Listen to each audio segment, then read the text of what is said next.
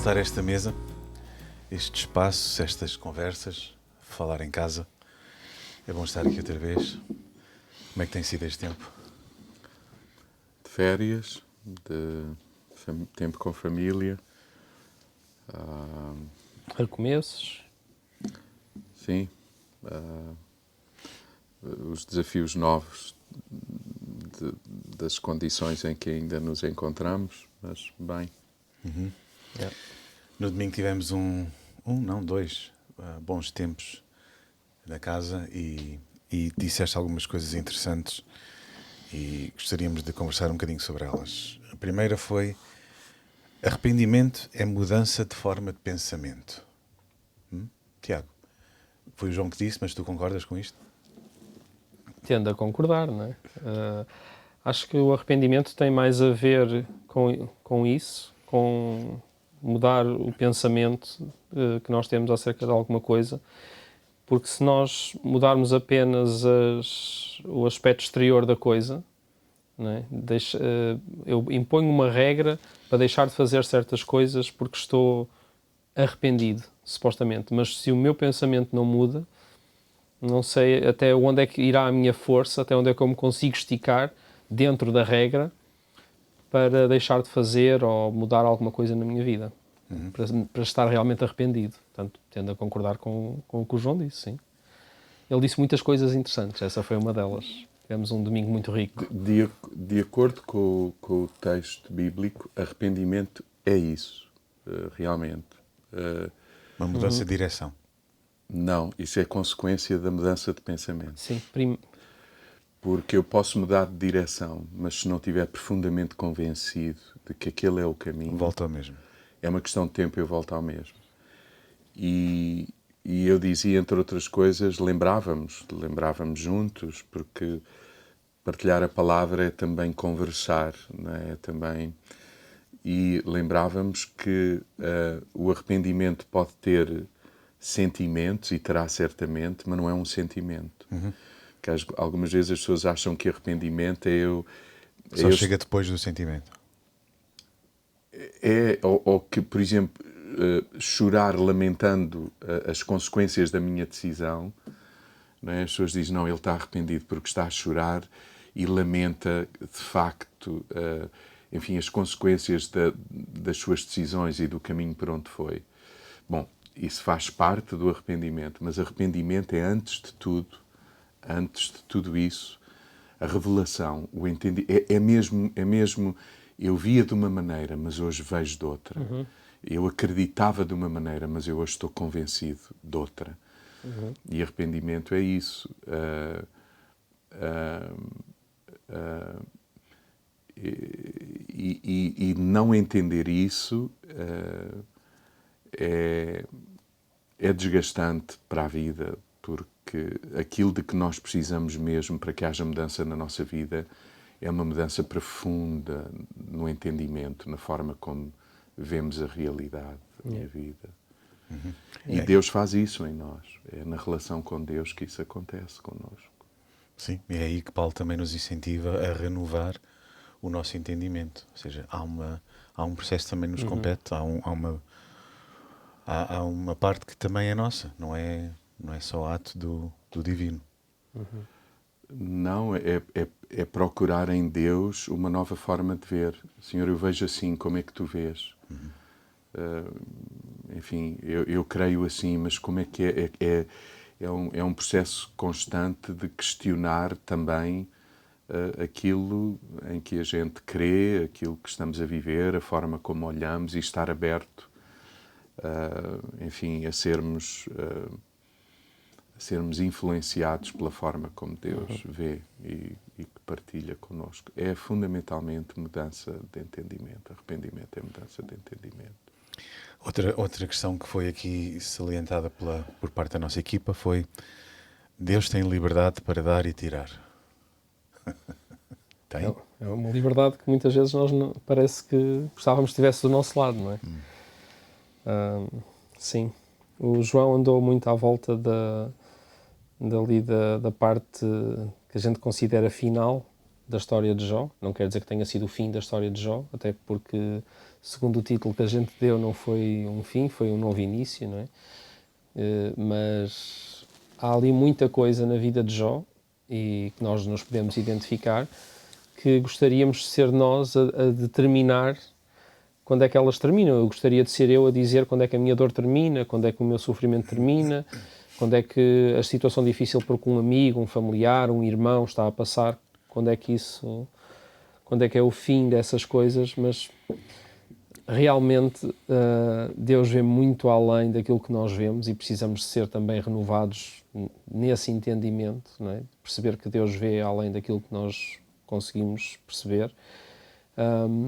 E se Ele dá ou tira, Ele está a ver mais. Não é? E eu, na minha falta, quando me é tirado ou quando me é dado alguma coisa que eu preferia que não fosse, eu estou a ver de uma perspectiva muito limitada, às vezes. Não é? E há realmente coisas que a gente passa, que é uma daquelas grandes questões difíceis. Não sei, João, qual é a tua resposta para isto, mas há realmente coisas que a gente passa que às vezes parece que não, isto não pode ser da vontade de Deus. É tão descabido, tão duro, tão difícil. Isto não pode ser da vontade de Deus. E da minha não é de certeza também, não é?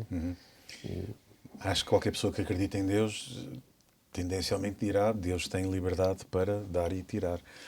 A questão, se calhar, não é reconhecer isso. A questão, se calhar, é confiar nesses momentos. Outra vez, isso está intimamente relacionado com arrependimento.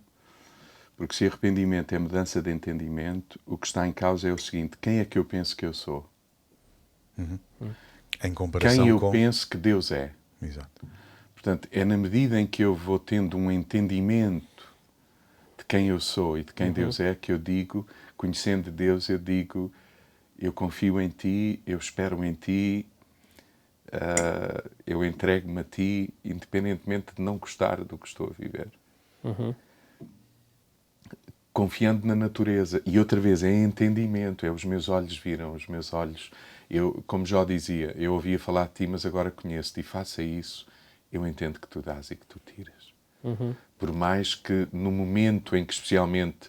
Não é especialmente Tu tiras, há momentos também em que Deus nos acrescenta coisas que a gente diz: eu não sou capaz disto, eu não... E quer dizer, nós somos desafiados. É esta ideia, mas porquê? É só mau quando nos é tirado? Não, é extremamente desafiante quando Deus nos propõe algo que nós percebemos que não temos essa habilidade e capacidade. E, portanto, é, acima de tudo, outra vez, é arrependimento, é quem sou eu e quem é Deus. E é que ter Deus não é ter um companheiro que finalmente pode fazer comigo e por mim tudo aquilo que eu quero, porque já percebi na vida que há uma série de coisas onde eu me vou sentir e sentirei impotente, mas tenho o Todo-Poderoso do meu lado que vai fazer o que eu quero. Não, ter Deus é finalmente ir para a cruz e fazer dele o Senhor da minha vida. Isso é ser um cristão. E alinhar-me eu com Ele, em vez de ser Ele a ligar comigo. Isso é a diferença entre ter um ídolo e ter um Deus. Exatamente. Diz o Bruno que é a diferença entre ter um ídolo e um Deus. Sim, e é a diferença entre ter uma religião e ter um relacionamento com base em conhecimento. Sim. Outra vez, é arrependimento, é renovação de entendimento. E se há qualquer coisa que poderíamos dizer sobre o livro de Jó, é isto. Deus provou para quem o desafiou que é possível amar sem interesse. Sim. Que é possível amar sem interesse. É amar porque sim, porque amo, independentemente do que me possa acontecer. Eu não estou a dizer que isto é fácil humanamente falando. Isto é um processo, é uma caminhada. Eu não estou a dizer que eu estou aí.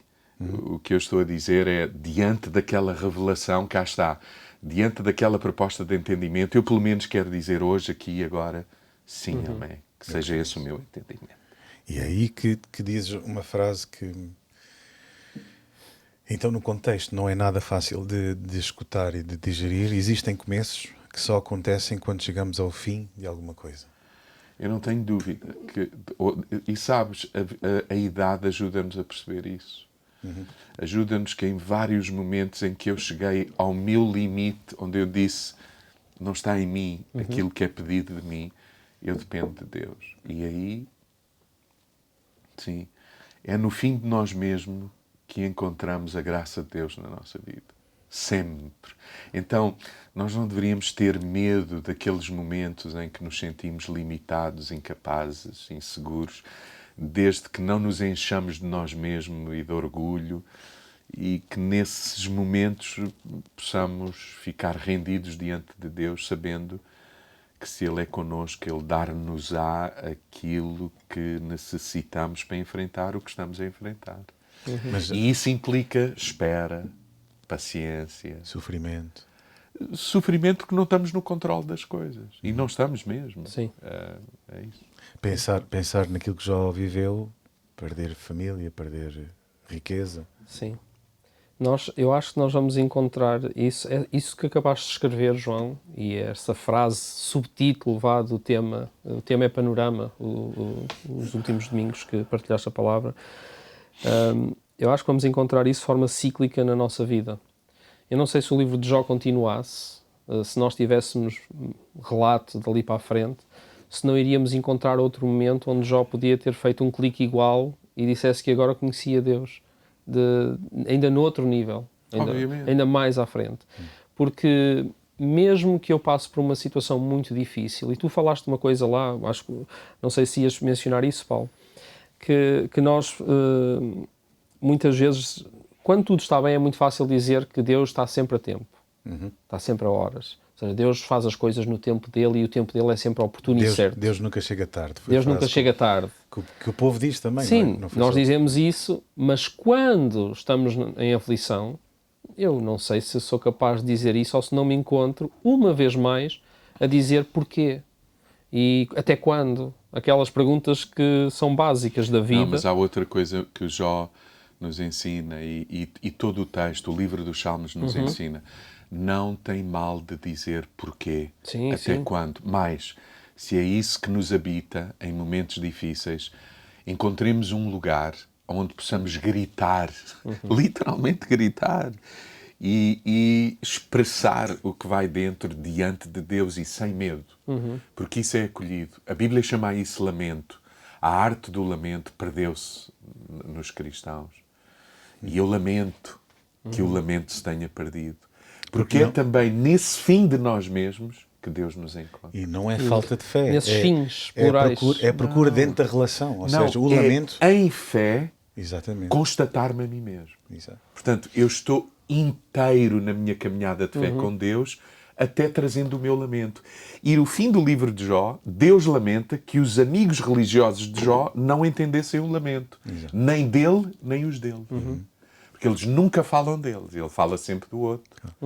Então, e já agora, Jó mostra-nos que o mais importante da comunidade da igreja, também nos dias dos nossos lamentos, são pessoas que sejam capazes de lamentar connosco. É a relação. Sim, e lamentar connosco. E eu, quando lamento com o teu limite e com a tua incapacidade, eu sinto eu sinto o meu fim. E é aí que eu digo, Deus, só tu. Vemo-nos uns nos outros. Sim, claro. Nós, na segunda-feira, após o domingo, nós tivemos o nosso pequeno grupo e alguém dizia uma coisa muito interessante sobre isto. Que o lamento é diferente da murmuração. É diferente de eu me queixar que as coisas estão mal. Porque se o lamento é isto que estamos a falar, que é aquele momento do fim de mim em que eu faço esses porquês e os até quandos necessários, porque é bom que isso aconteça mesmo. Da mesma maneira, não é o tópico hoje, mas da mesma maneira que a fé, sem dúvidas, também não funciona, eu acho que uma vida, nas alturas difíceis da vida, não haver também os porquês, os lamentos necessários, também não nos vai levar a lado nenhum, porque vai passar a ser só murmuração. E realmente há pessoas que não lamentam, murmuram, porque só a mim mandam para o ar, mandam para o vento as coisas, em vez de dirigirem realmente a Deus ou alguém maduro que faça o caminho com eles, mas que não impeça as pessoas de gritar, como disseste, ou de lamentar, porque esses porquês vão sempre em Deus. Se nós apontarmos os nossos porquês e os nossos até quantos para Deus, eu acho que vamos ter a oportunidade de experimentar aquilo que Jó experimentou no fim da história de Jó. Não da vida dele, mas no fim da história que nós temos acesso do livro. Os nossos lamentos acolhidos são a possibilidade de cada um por si perceber que a humanidade é realmente um nós. Nós somos um nós. Porque o que tu lamentas, eu também lamento. Naquilo em que tu te sentes impotente, muitas vezes eu também me sinto. E, portanto, quando estamos a falar também de lamento, nós não estamos a falar apenas do que lamentamos estar a acontecer na nossa vida. Nós também lamentamos e temos que lamentar profundamente o que acontece na vida de milhões de pessoas que Deus ama, que são feitos à imagem e semelhança de Deus e que estão num profundo sofrimento. E é assim, sim, é verdade, essas coisas estão a acontecer e Deus permitiu que isso acontecesse. Ele tinha todo o poder para impedir que isso acontecesse, mas Deus permitiu que isso acontecesse e muitas dessas coisas que acontecem são a consequência do comportamento humano. Mas esse mesmo Deus que parece estar alienado dessas realidades é o mesmo Deus que nos quer usar como seus filhos a estarmos presentes nos lamentos desses e sermos a expressão da presença também de Deus na vida de todas essas pessoas. E isso é muito importante. Aonde está Deus, está seguramente no encontro de pessoas que lamentando encontram outros que lamentam com eles, mas não é uma lamúria, e que se propõem ser solução de alguma maneira. O que é que eu posso fazer? Porque eu, quando lamento contigo, a minha pergunta é obrigatoriamente: o que é que eu posso fazer? E é nesse conjunto de perguntas, o que é que eu posso fazer, que aonde estiverem 2 ou 3 reunidos, Ele está. Ele está. E é aí que tomamos a consciência também de que os nossos planos podem ser frustrados. E essa foi a última frase que eu queria usar aqui. Ter a consciência de que os meus planos podem ser frustrados. Os dele é que nunca são. E a maturidade ou a família também crescer assim é tomar esta consciência. Sim. Não tem mal de fazer planos, ter sonhos, etc. Mas abrindo sempre exceção, Senhor, eles estão entregues a Ti. Faça-se em mim a Tua vontade. É isso. Fundamental.